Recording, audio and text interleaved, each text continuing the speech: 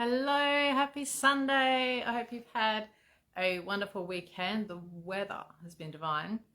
Curious title to this video, I know, but you'll find out why shortly, because it's actually the solution or a solution to the problem.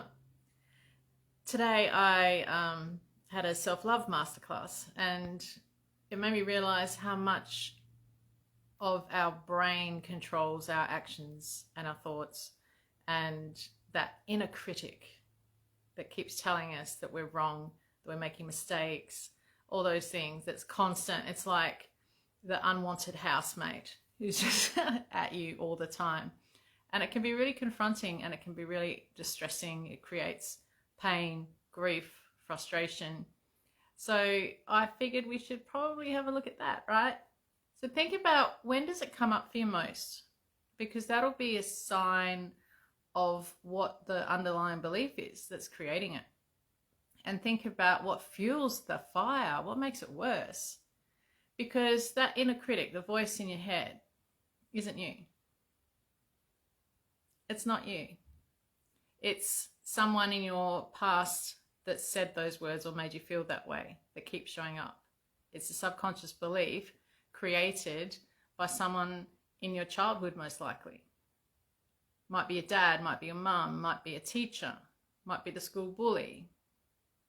Because we don't have these beliefs in the beginning, necessarily. So who does the inner critic remind you of? Let's get to the bottom of it. Who does it remind you of when you're verbally bashing yourself up? It reminds you of mum. It reminds you of dad. It reminds you of a teacher. It reminds you of an auntie or an uncle or a grandparent. Someone most likely from your childhood. Because our subconscious beliefs are generated from the age of 0 to 7. Because that's when we're creating who we are. That's when we're creating our identity. So who does that inner critic remind you of? And you know, the fact that we can witness those thoughts shows us it's not us. So have a look at your strengths when you're feeling that way. Start finding positives. And practice gratitude every day. Whenever you receive something, say thank you. If I find a coin on the ground, I say thank you, more please.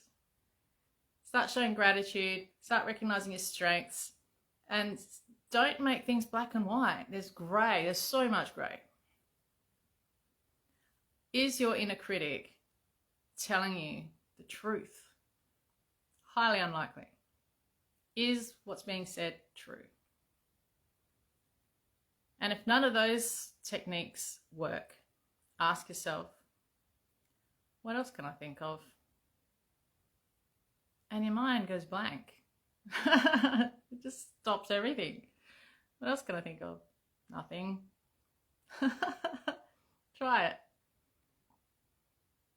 Inner critic, it's not you. It's most likely not true. And you need to get to the bottom of where it's come from so you can let go. But in the moment, if you need to, just ask yourself, what else can I think of? I hope that helps. Bye for now.